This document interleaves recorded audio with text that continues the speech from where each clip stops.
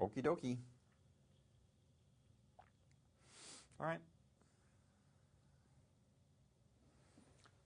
So I should try to look entertained and animated. You'll be looking at me or Kim? Hi, Paul. Okay, yeah, look, get wild. Get crazy. Hi, how are you, Doctor? I am good. Good. I'd like to get a little bit of administrative information from you, if that's okay. First, do you have an email address just for our own internal use to to the parties? Yes, it's it's Timothy period and then Culbert Culbert, and then it's at Children's MN, so CHILDRENSMN.org. Okay, good. And what website should we link over to? Children'sMN.org? Yeah, it's www.childrensmn.org. Beautiful. Here we go. We're having one on Halloween evening on the pier here on Manhattan. Cool. Come on. It's going to be as cold on the pier as it is in Minnesota.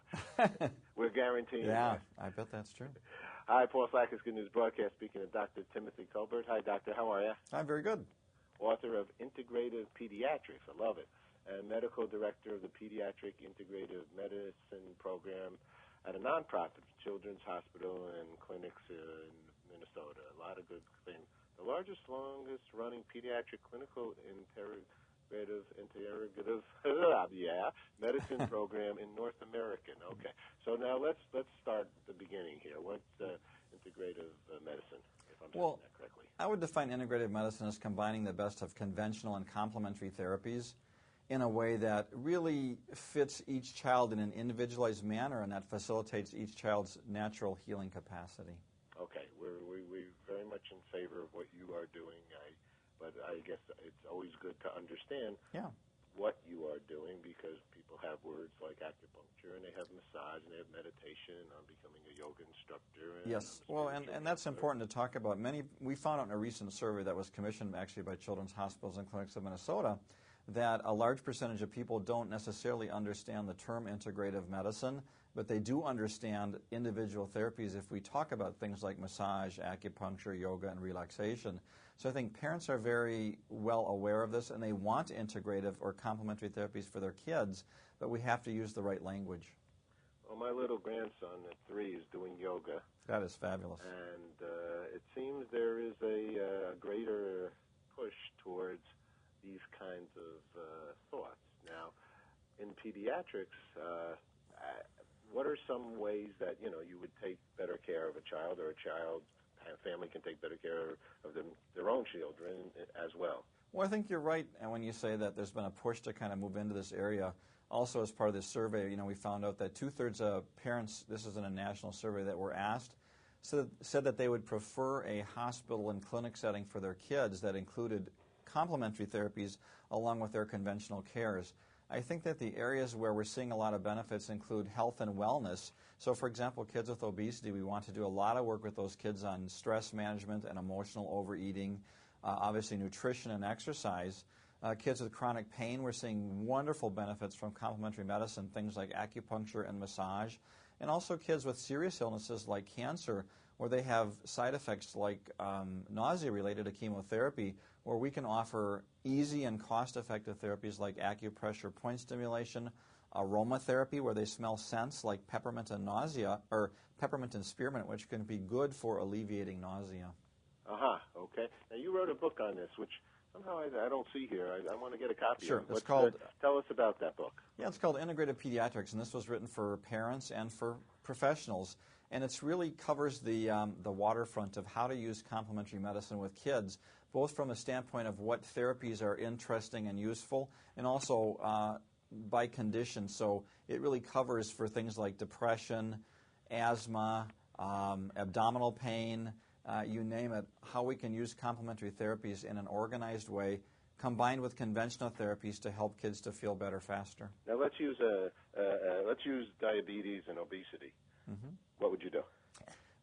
Diabetes and obesity, probably the obvious thing is nutritional changes. Getting kids to eat more whole foods, But also beyond that, an important factor really has been exercise. Kids in the United States are more and more sedentary, spending a lot of time on screens like video screens and TV screens.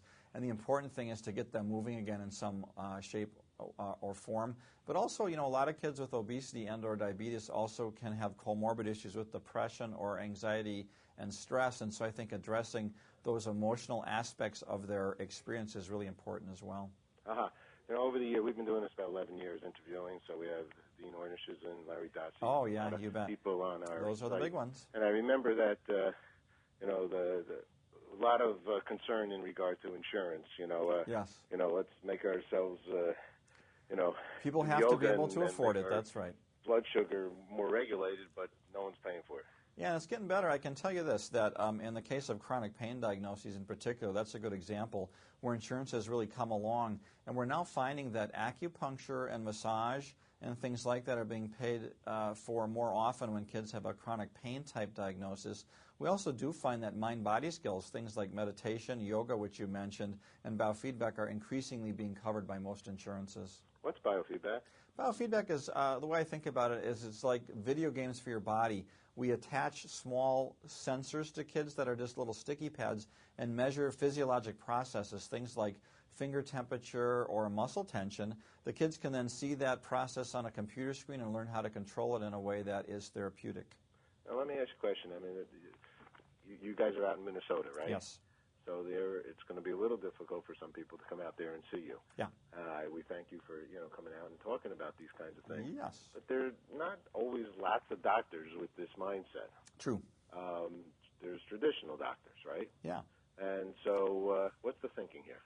Well, it's a good thing to talk about. We did also find out in our survey that more than 80% of the time, when parents go to their regular doctor's office, they actually don't get this topic discussed much or mentioned. And so I think parents have to learn to be advocates for their kids and to talk openly with their doctors about their interest in complementary medicine. If doctors don't have much knowledge about complementary therapies, parents, I think, are very right to ask them for a referral to someone who does. Also, to get good quality information, parents can go to websites like the American Academy of Pediatrics, the National Center for Complementary and Alternative Medicine, or our website, which is www.childrensmn.org, as well as looking at the textbook you mentioned, Integrative Pediatrics. Once again, what are some of the, conditions for children? And what are we saying when we say a child? What age? I would say any age. So, for example, young kids have done very well with massage. Even premature infants in nurseries gain weight better and get better pulmonary function when they have massage delivered. At older ages, we spend a lot of time teaching kids self-care skills. Kids with depression can learn how to do meditation and exercise and help to treat their own depression and avoid the use of medication. Kids with asthma can do well with biofeedback-based relaxation training. Kids with migraine headache can use acupuncture to alleviate migraine. A lot of great options out there that are very safe and effective. We did a beautiful story with the David Lynch Foundation, and even Paul McCartney and Ringo came out for that one. A whole bunch of people to do, in essence, they're trying to get 1 million people to do, in essence, integrative mindset, meditation, yoga, transcendental meditation. Very effective for many things. In schools to calm down.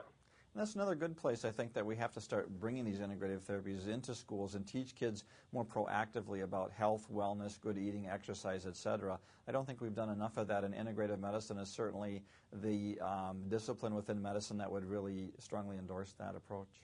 Now, this meditation stuff is not easy, though. Okay, because I haven't tried this with like a 5-year-old right. or even my grandson at 3, but you ask somebody to meditate, and they're lucky if they get 30 seconds in before they're starting to think about the electric bill. And that's an important thing to talk about. When we use integrative medicine and these therapies with kids, of course, we adapt them developmentally to their learning style and their developmental age and attention span. And so a lot of the therapies, you mentioned mind-body therapies like meditation, imagery, or biofeedback, do have to be adapted to kids. But what we do is we make them fun. It's kind of like we turn them into play. Kids don't even know they're having therapy, actually. We love it. We love it. So it's great what you guys are doing out there. And it's beautiful. You're a not-for-profit children's hospital and clinics. We're having fun, and I think the kids and families are greatly appreciating it. We get great feedback. As I mentioned, we're the largest, longest-running program in the country. We're offering both inpatient and outpatient services. And I'm actually here this week at the American Academy of Pediatrics annual conference to talk with my colleagues about this to try to spread the word. Beautiful. Okay, well, thank you for sharing it with us. Last question, what's good news for Timothy? What's that? What's good news for you? Just being here and being able to talk about this is great news for me. I'm very excited about this topic, and I really appreciate being on. Thank you very much. Okay. Take care. Bye-bye. Bye-bye.